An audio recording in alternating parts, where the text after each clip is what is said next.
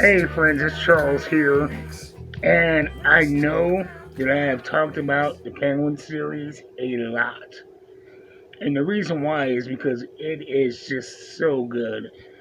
And it's everything from the art to especially the writing.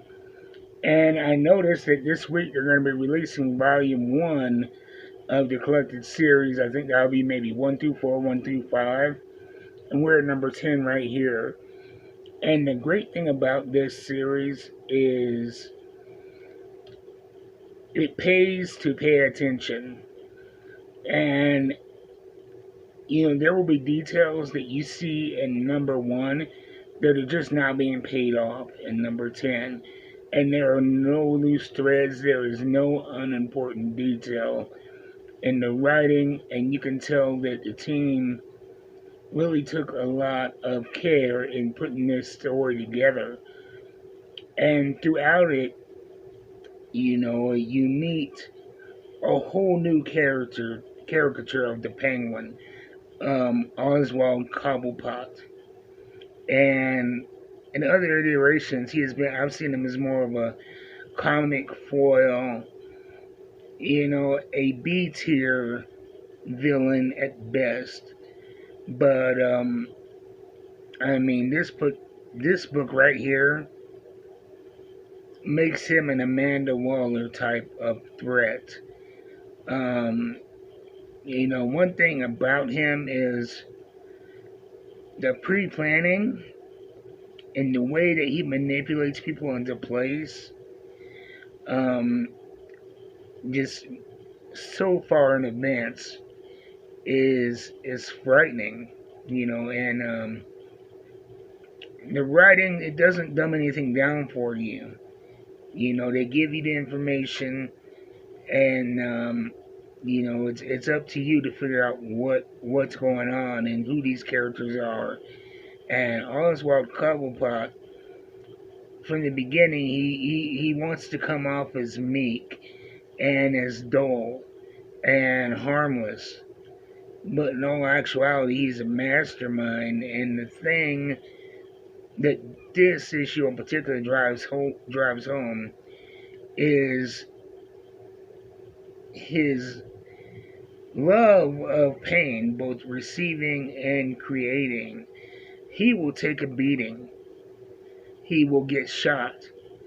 He will face death if it advances his plans. And if it advances, he will go into a situation knowing full well that pain and peril is the outcome, but it's necessary to advance his plan.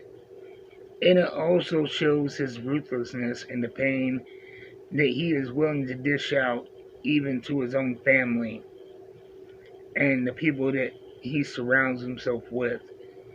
Um, and he has kind of a sick moral code to where, if you harm one of his pigeons, he's heartbroken and distraught. And he is more than willing to take a life or ruin a life over that. And, he has such little respect or concern for human life, but a great deal of love and admiration for birds. And there are subtle things, like in the beginning here, it's a conversation between two people, and one is, asking for a lighter because they forgot their lighter and it was raining, and and the other person's like, I don't carry a lighter. Well, you have matches, you have something. And it's weird. It's a strange conversation because the person really does not want to give this guy a match or a light of any type, but this person is desperate for it. And you realize that the conversation is between Oswald and Batman, and that conversation is an example of what has been going on in this whole series. Is Oswald pushing Batman to his ethical limits, and then just getting a little bit more and a little bit more, and little moments of manipulation and meekness, to be underestimated. It is so good. If you're a fan of the Batman universe, um, this is one of the best stories being told right now from DC Comics.